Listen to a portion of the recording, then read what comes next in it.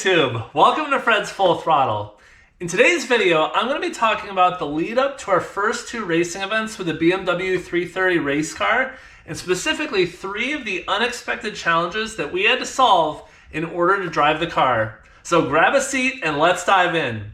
For anyone new to the channel, here's a quick recap. A couple of years ago, myself and 3 buddies decided to build a race car. What race car? Not just any race car. We wanted to do it as affordably as possible. That means 24 hours of lemons endurance racing.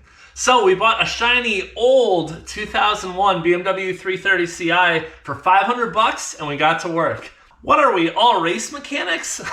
No, we're just normal dudes who like driving cars. So then we spent the next 2 years getting the car prepared, stripped the interior, put in a roll cage, chassis strengthening, multiple sets of wheels, differential refresh, fire suppression, racing seat, harness, cool suit, and more. Boom, now we have a race car. That brings us to a month ago, where we had just signed up for our first official endurance race at Thompson Speedway in Connecticut. The dream is alive.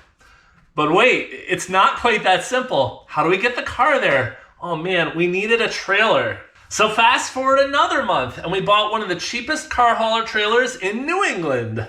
We are the proud owners of a shiny old trailer too. Actually, it's surprisingly nice. In a true budget fashion, it's a flatbed that was converted from an old camper. It was completely redone, powder coated, and features all new running gear. This past weekend, we loaded the car on it and practiced driving around with it. Green light, we're good. But one of the things you don't really think about when you decide to get into car racing is the sheer logistics for making racing happen. You think, I'm gonna buy this cool car or build a cool car, throw on a helmet, and go have some fun. The reality is a bit different, but just as interesting. So I wanted to share 3 of the logistical challenges that we had to figure out, which we'd never really thought about until we had to do it. Logistic 1, the trailer and trailering the car. This seems pretty obvious at the outset, but it comes with all kinds of things you don't think of at first. How do you tow it? Well, of the 4 of us, only 2 of us have vehicles that can tow a trailer. My Tacoma TRD Pro and my teammate Travis has a 4Runner. Except his 4Runner is set up for off-road and overlanding, and the tires and lift make it pretty risky to tow with. So, my truck it is, but there's a hitch, quite literally. I have a 2-inch ball hitch for my jet ski trailer, but the trailer we bought actually has a 2 5/8 ball hitch. So we bought one of those. Now, how do you get the car on the trailer?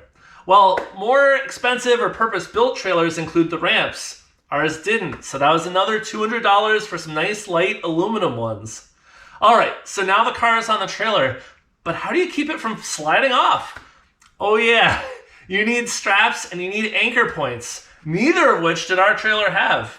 So we're in the process of welding on some steel D-ring anchors for a more permanent solution, though for a test drive we were able to anchor by wrapping around the trailer's frame. But wait, you also have to register the trailer. We decided that since I'd be towing it, I'd be the one to register and insure it in my name. However, it's not quite that simple. Because it was a converted camper, it required me to go get a VIN check before I could even register it. Then the DMV was out of license plates for trailers.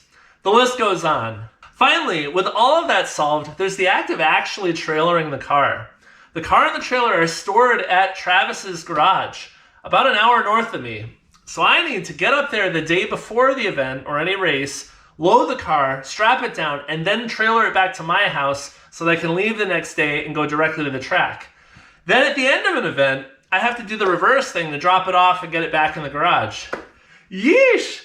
It didn't really occur to me how much solving we would have to do just to trailer a car. Such is racing on a budget. Alright, logistic 2, driver's clothing. This one is super important because it could save your life, or at very least, your literal skin. In order to do real racing, you need to wear the appropriate clothing. Purpose-built clothing has to be fire-resistant, moisture-wicking, and SFI rated. Not only does your racing suit need to be, but so do your socks and even your underwear. Then your helmet needs to meet the same or similar standards, and it also needs to have an SA 2020 rating in order to be rated for car racing. Man, I thought you just get a helmet, a boiler suit, and you jump in a car. You have special thin-soled racing shoes that you can feel the pedals better, and they're primarily non-synthetic so they don't melt in a fire.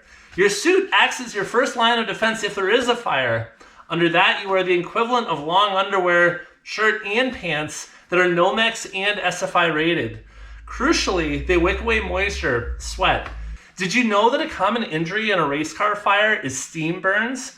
Your sweat can boil in seconds and then burn your skin. Under the Nomex, optionally, you have your cool shirt system. This connects to the cool suit system that I built recently and pumps ice water through the lines against your skin to keep your core at a reasonable temperature. Socks, Nomex. Gloves, also Nomex. Balaclava, also Nomex. There's a little bit of a trend here. More or less, you're bundled so that there's nothing exposed and everything is fire resistant to save you in the case of a fire. Keep in mind that the cars also do have fire suppression, so in an emergency, the car will be flooded with fire suppression foam, but it's never a bad idea to be fully prepared, and it's a requirement. Logistic 3. This one was a bit of a surprise to us, but breaking in the car?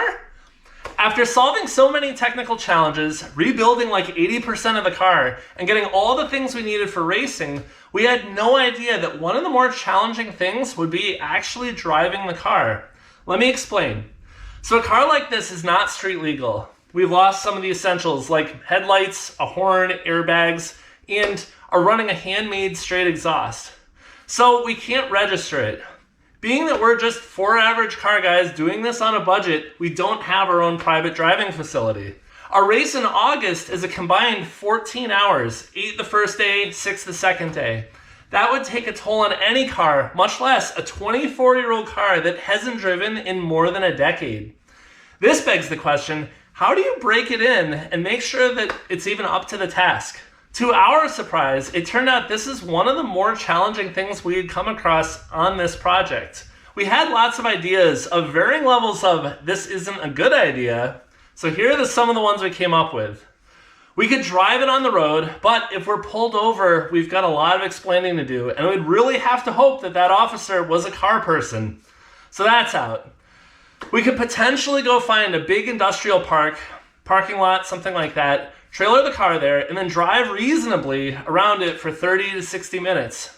However, in addition to there not being anything right nearby, this could also attract unwanted attention, and guaranteed the owners of the property probably aren't going to want us there, even if we drove responsibly and at low speeds. So that's out. Track days could be a good option, but at $400 to $500 a pop per driver, and with limited track time, this is a pretty expensive way to do it. And if the car fails in the first session or the first few minutes, you've really blown some significant money, which goes completely against the fact that we're doing this on a budget. So we asked this question on the 24 Hours of Lemons forums, and people suggested some of those things, as well as some people suggested registering your car, and then when you take it to be inspected, it's gonna fail.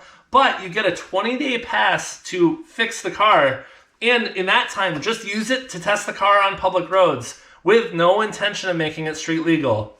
We're not gonna do that. That seems super sketchy. So to come this far, we really wanted to shake the car down. So how did we decide to do that? By signing it up for more racing. Autocross, baby. It took some time searching because some autocross groups require street legal, registered, and insured cars. But we found a group that doesn't have that requirement.